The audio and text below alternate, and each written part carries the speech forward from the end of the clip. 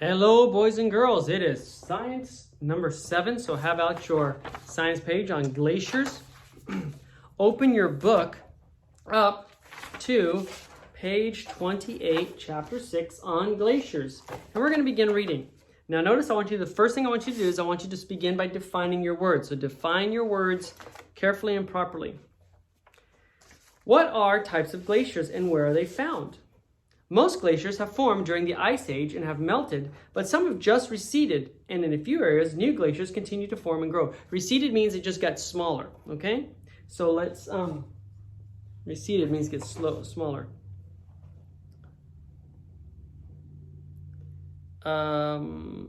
Glaciers are thick sheets of ice that form in areas where summers are cool enough that winter snows do not completely melt and snow accumulates year after year. So remember, even when we talked about the Ice Age, is that the snow, it falls and some of it melts, but not all of it. Okay, so that's where the glaciers are formed. The weight of the accumulated snow compacts the snow below it, forming into ice. So the snow, so you have the ground, right? And the snow falls and it starts piling up and then piling up. Okay, so it piles, let's put it this way, it piles up this year, and then winter passes, the sun comes out, and maybe a little bit of it melts. It melts down to maybe it melts down to right here. Okay, so it melted some, but it didn't melt completely. So then more snow falls, and snow falls, big snow, and the sun comes out again, the winter passes, and it melts, but it only melts this much. So what happens, and then another year comes, and more snow falls, so it builds up like this. The sun comes out, it melts it all the way down to where maybe it's like this. See, it's starting to compact the snow. So what happens to all this snow down here? All this turns into ice, right? So now you've got this big old sheet of ice. Remember we talked last week about how thick the ice was in some places? It was, let's see, what did we say that it got to be? It's like 40,000 feet of snow could fall. It was about 4,000 feet of ice. That's almost a mile worth of ice. So, excuse me, boys and girls.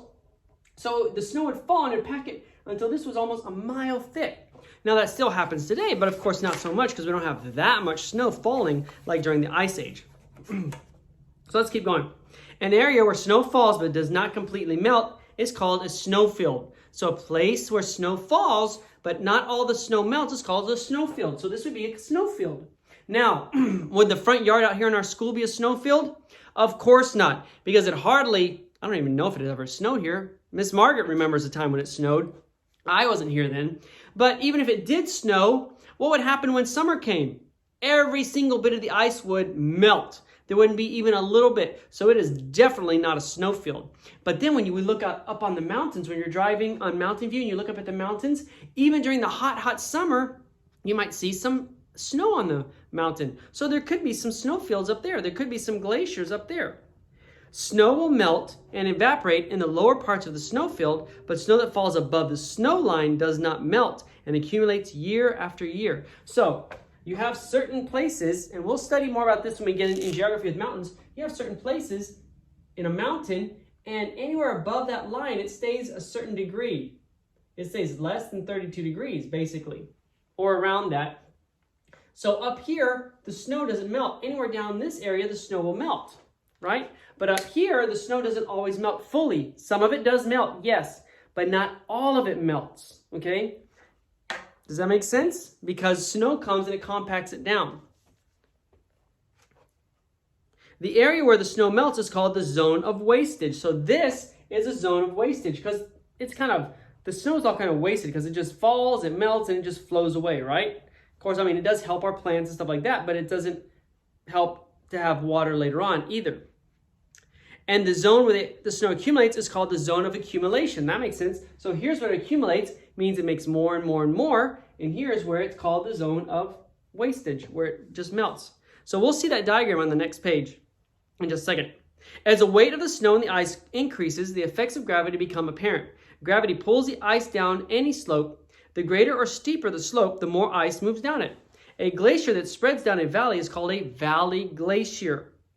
If two or more glaciers move down nearby valleys and combine and spread out into the more flat areas, they are called a Piedmont glacier.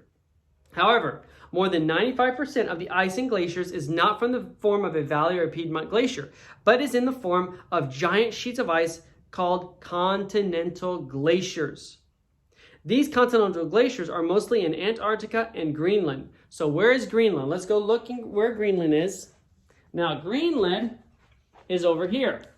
It's funny because Greenland is really full of ice, and Iceland is really kind of green, I guess. I don't know.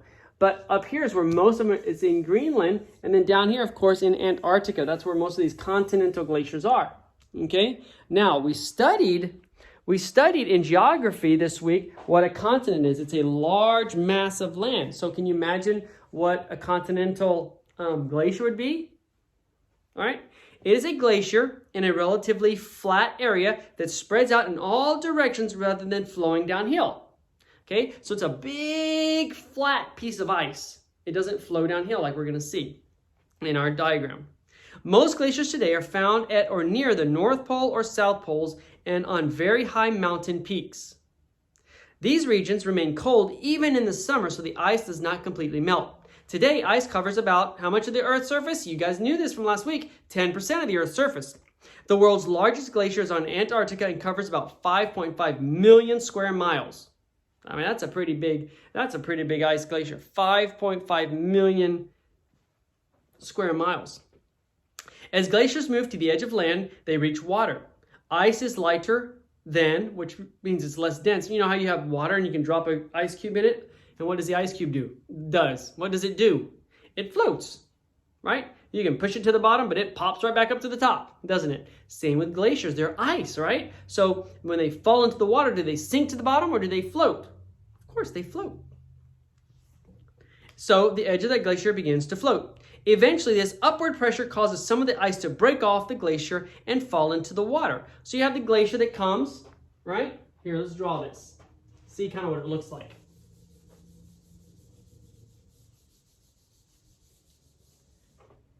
You have the water here, right? Here's the end of the glacier, and you have the water here. So the glacier keeps getting bigger and bigger, but it floats, right? So it's going to move upwards, and it's going to create a crack.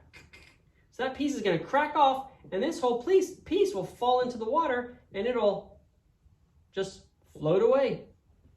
It'll float away in the water, okay? Because as it grows, the water's pushing up on it because it's floating. So it goes like this, and it cracks, and it falls off. And if we were here, we'd watch videos of glaciers falling. When we come back, we'll review a bunch of this stuff, and I'll show you videos of that kind of thing. Okay? You can even go on YouTube if you want to and Google glaciers, or on YouTube and Google and go on and check to see what you can find on glaciers, and you can see about them. This process is called calving. The pieces of ice that break off a glacier into the water become icebergs. So you can see the iceberg. You see that iceberg right there? So this piece of this iceberg right here, it actually fell off of a glacier, and now it's just floating in the water, all right?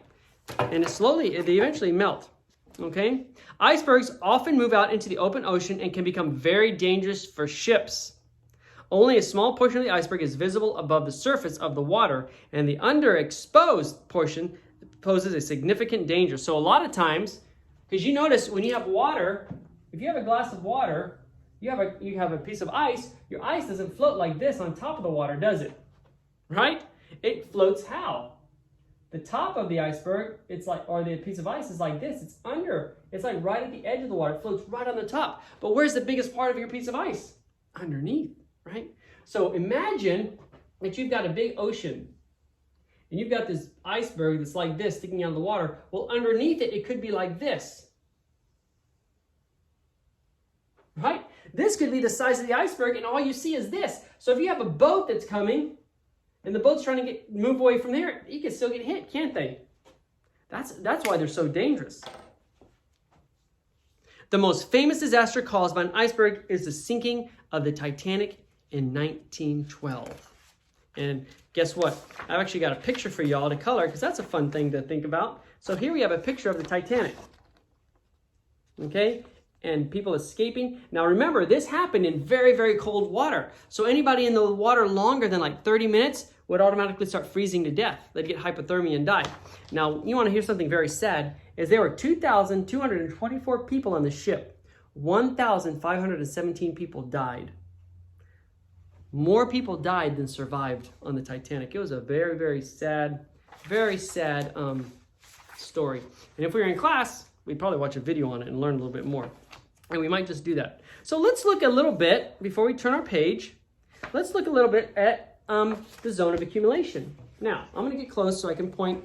So notice, we have the zone of accumulation because this is high up, and as he goes down the mountain, you have the zone of wastage. So here, it falls. The ice, because of gravity, is pulled down, and then it melts. But here's a snow field, you see, and this is what catches all the snow.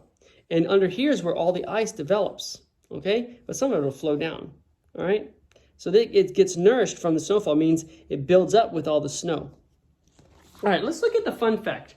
One of the largest icebergs ever measured was 208 miles long and 62 miles wide. That's bigger than the state of Massachusetts. So look, let's go see Massachusetts. Over here is Massachusetts. See if I can get us close, okay? Here, give me a second. Here's Massachusetts, right here. You see that? That's Massachusetts. Look how it is. Look at Massachusetts. The iceberg was bigger than that whole state. That was a big iceberg. It's bigger than the entire state of Massachusetts. That is awesome, right? I mean, huge piece of ice. Another fun fact. Near the South Pole, the ice is about 2 miles thick, and there is so much ice in Greenland that if we spread out over the entire surface of the Earth, it would still be 17 feet thick. It means if we took all the ice that's in Greenland and we divided it evenly amongst all the Earth would be 17 feet deep in ice. That's a lot of ice, right? Let's go up to the next fun fact on page 29.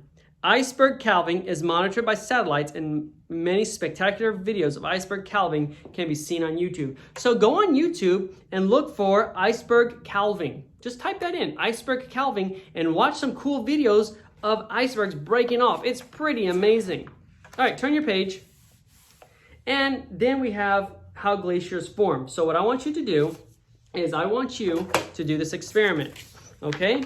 So on the back, as usual, we have an experiment.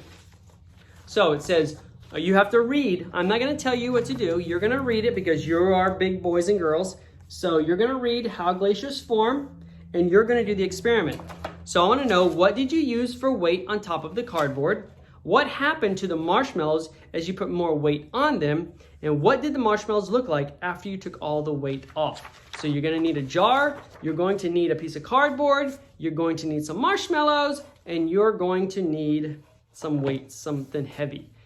And that's going to tell you and explain to you. So I want you to read how glaciers form and write down your findings on your experiment, okay? Answer all your questions. Don't forget your name and date. And we'll see you again for science next week, boys and girls. Bye-bye.